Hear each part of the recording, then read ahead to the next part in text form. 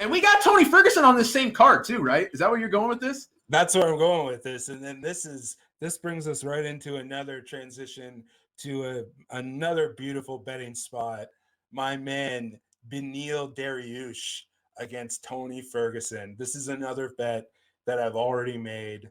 And I bet Dariush at like minus 145, thinking I keep thinking that the money's going to come in on the other side, and it's not, because the betting public is just not that smart. And Beneil Dariush is now a minus 135 favorite, and I bet him at about minus 150. Ferguson is plus 130. I don't know. I don't want to get overconfident here, because I've done this before. Like a good one that I had was Casey Kenny, right, and Dominic Cruz, where I was just like, lock it up. That's a wrap. Casey Kenny, easy money. I was wrong, right? I don't want to get like ahead of myself here, because Beneil Dariush has had, he's elite, but he's almost his own worst enemy, right? Like, he's had weight cut issues, and he also, like, he's one of those guys who he doesn't fight his game. He fights the entertaining game. He fights the stand-up game, even though that's not his game, right? Like, he gets into these wars with guys when he doesn't have to, just because he's literally chasing money because of,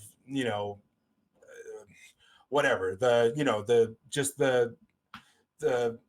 state of MMA, how a guy needs to go out there and get a bonus to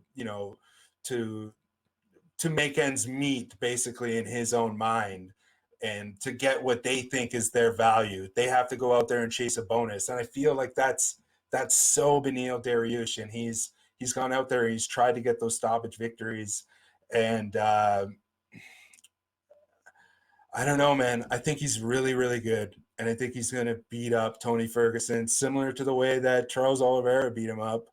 And I think that this is a very, very good betting spot. And I'm not as confident, like, I have a little bit of hesitation. And I'm not either, man. I think that's a very tough fight. Like, first off, we just gotta say to ourselves, I mean, Tony's back is against the wall. I mean, this guy, if he loses this fight to Beneil Dariush, we're looking at another Tyron Woodley situation, who, yesterday we found out officially Tyron Woodley's done, which, who didn't see that coming, right? I didn't even need anybody to let me know. I had already made the executive decision for Dana White myself. You know what I mean?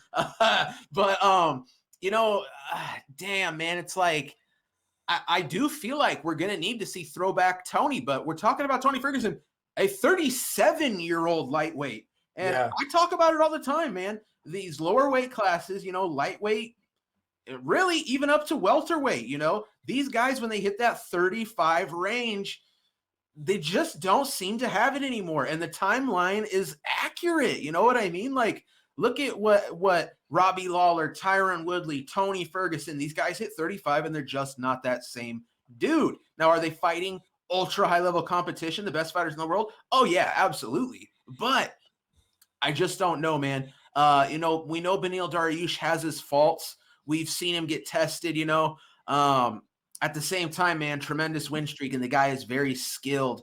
But you are right. I think Beneil sometimes does.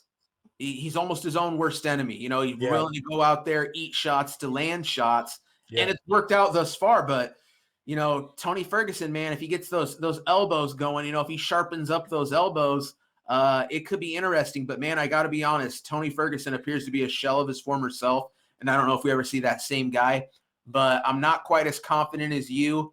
However, at this point, I do got to say I probably do lean Beneil Dariush, but I could see this fight playing out very closely.